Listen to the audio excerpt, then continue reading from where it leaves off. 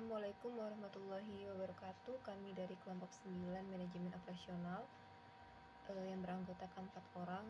Saya sendiri Syafir Febrianti, dan teman saya Mia Armalia, Cici Karlina, dan Juni Asniani. Nah, di video kali ini kami akan membahas tentang aktivitas perusahaan dalam pemeliharaan fasilitas dan penanganan bahan,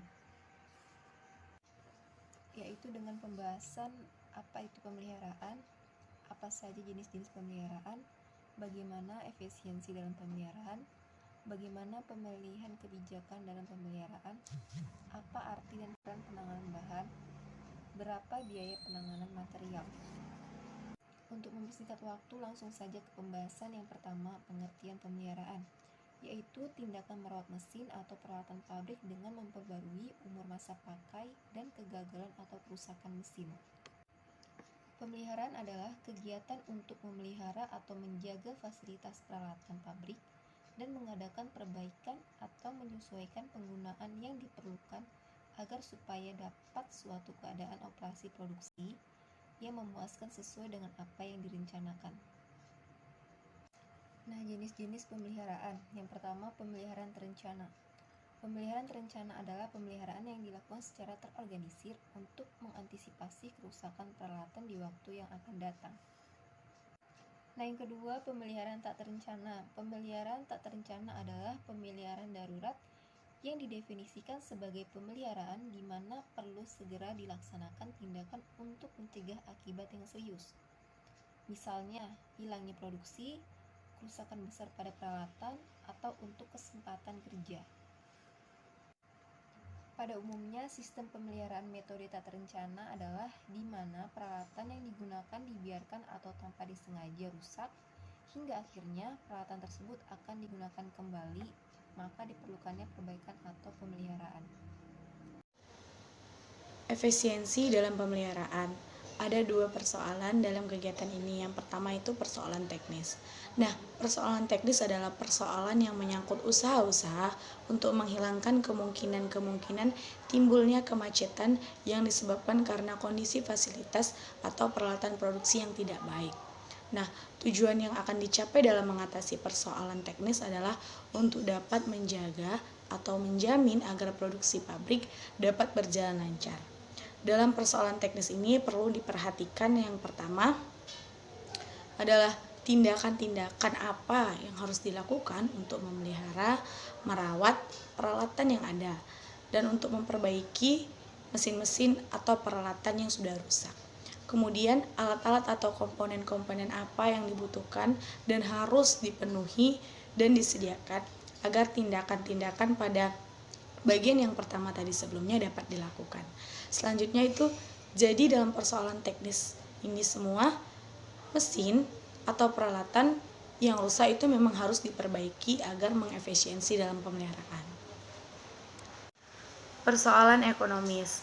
Nah, persoalan ekonomis adalah persoalan yang menyangkut bagaimana usaha yang harus dilakukan agar kegiatan pemeliharaan yang dibutuhkan secara teknis dapat efisien. Jadi dalam persoalan ekonomis yang ditentukan adalah efisiensi dengan memperhatikan besarnya biaya yang terjadi, dan tentunya alternatif tindakan yang dipilih untuk dilaksanakan adalah yang menguntungkan perusahaan. Adapun biaya-biaya yang terdapat dalam kegiatan pemeliharaan adalah biaya-biaya pengecekan, penyetelan, biaya servis, biaya penyesuaian, dan perbaikan reparasi untuk mencapai efisiensi dalam pemeliharaan secara ekonomis. Selanjutnya ada pemilihan kebijakan dalam pemeliharaan. Nah, pemilihan kebijakan secara teknis perlu dilakukan untuk menjamin kelancaran bekerjanya suatu mesin atau peralatan, tetapi tetap secara ekonomis yang memang belum tentu terbaik dilakukan. Namun, pemilihan kebijakan dalam pemeliharaan ini perlu memperhatikan yang pertama itu jumlah biaya yang terjadi, kemudian penentu apakah mesin atau peralatan merupakan strategi poin atau critical unit.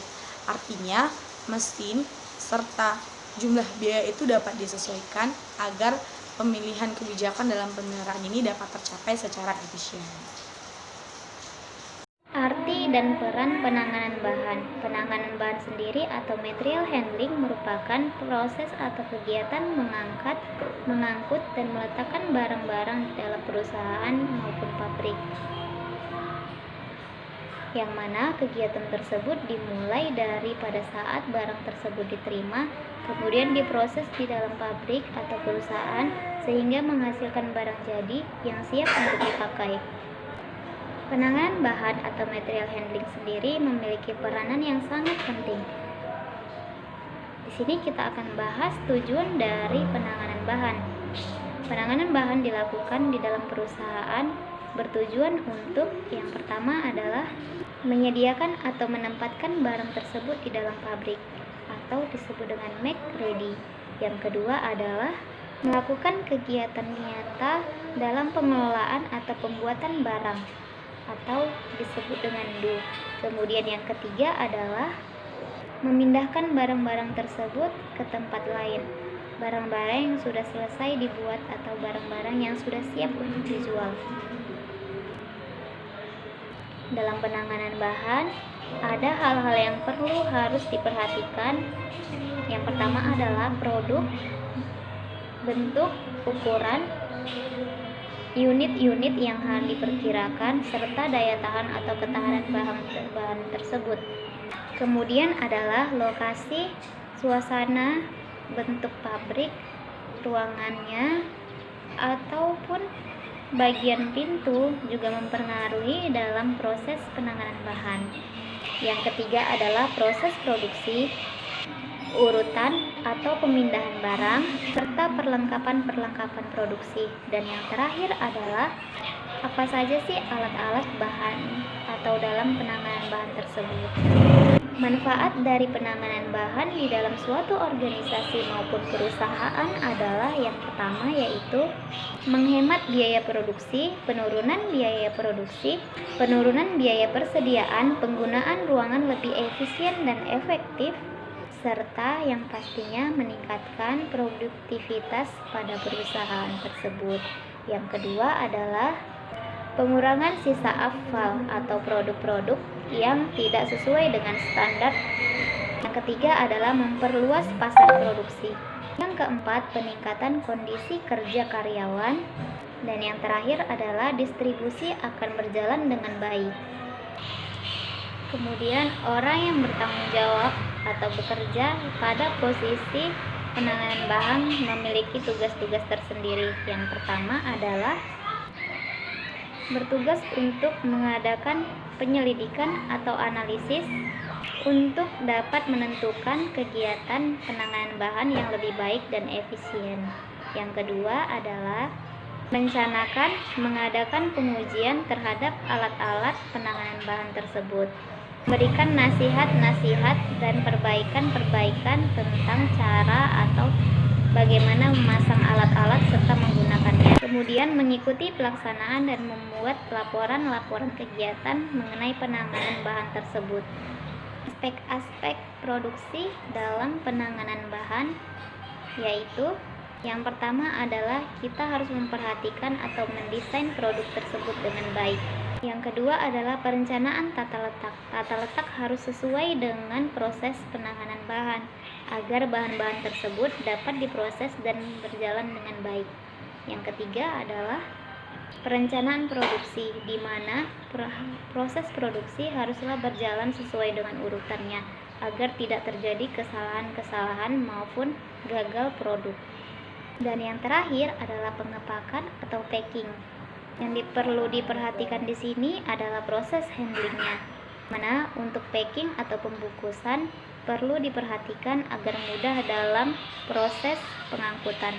Kemudian orang yang bertanggung jawab atau bekerja pada posisi penanganan bahan memiliki tugas-tugas tersendiri. Yang pertama adalah bertugas untuk mengadakan penyelidikan atau analisis untuk dapat menentukan kegiatan penanganan bahan yang lebih baik dan efisien. Yang kedua adalah merencanakan mengadakan pengujian terhadap alat-alat penanganan bahan tersebut, berikan nasihat-nasihat dan perbaikan-perbaikan tentang cara atau bagaimana memasang alat-alat serta menggunakannya. Kemudian mengikuti pelaksanaan dan membuat laporan-laporan kegiatan mengenai penanganan bahan tersebut. Aspek-aspek produksi dalam penanganan bahan yaitu yang pertama adalah kita harus memperhatikan atau mendesain produk tersebut dengan baik. Yang kedua adalah perencanaan tata letak. Tata letak harus sesuai dengan proses penanganan bahan agar bahan-bahan tersebut dapat diproses dan berjalan dengan baik. Yang ketiga adalah perencanaan produksi, di mana proses produksi haruslah berjalan sesuai dengan urutannya agar tidak terjadi kesalahan-kesalahan maupun gagal produk. Dan yang terakhir adalah pengepakan atau packing.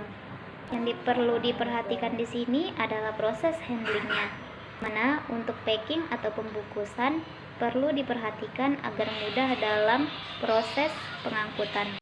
Baiklah, di sini saya akan menjelaskan tentang biaya penanganan bahan dan efisiensi dalam penanganan bahan, memilih perangkatan penanganan bahan. Biaya penanganan bahan dibagi menjadi 4. Yang pertama adalah biaya investasi yang terdiri dari harga pembelian, harga komponen alat bantu, dan harga instalasi. Yang kedua adalah biaya operasi yang terdiri dari biaya perawatan, biaya bahan bakar, dan biaya tenaga kerja. Yang ketiga adalah biaya pembelian muatan. Dan yang terakhir adalah biaya pengepakan dan kerusakan bahan. Jenis-jenis peralatan dalam penanganan bahan, yang pertama adalah conveyor, ada hose, train, hand truck, AGV train. Pertimbangan-pertimbangan perencanaan penanganan bahan yang harus kamu perhatikan agar berjalan dengan efisiensi adalah yang pertama adalah material yang dipindahkan. Kamu harus perhatikan jenisnya, beratnya, volumenya, bentuknya, ukuran material yang dipindahkan. Yang kedua, kamu harus pertimbangkan tingkat aliran materialnya, mulai dari frekuensinya, jalurnya,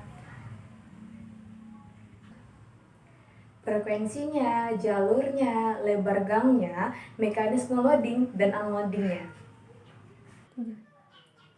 Yang ketiga yang kamu perhatikan adalah penyimpanannya. Bagaimana areanya, volumenya, bentuk, dan ukuran fasilitas penyimpanannya, serta jarak antara kolom dan lain-lain. Dan yang keempat adalah biaya. Coba kamu perhitungkan biaya operasionalnya dan investasi peralatan, tingkat suku bunga, depresiasi, dan umur ekonomis peralatannya. Dan yang terakhir adalah faktor-faktor lainnya, mulai dari tipe tata letak, fleksibel dalam melakukan pekerjaan ganda, dan pekerjaan atas beberapa produk. 3. Nah, jadi tingkatan aliran dalam penanganan bahan. Pertama, jika aliran rendah dan jarak perpindahan relatif pendek, biasanya peralatan yang digunakan adalah hand truck.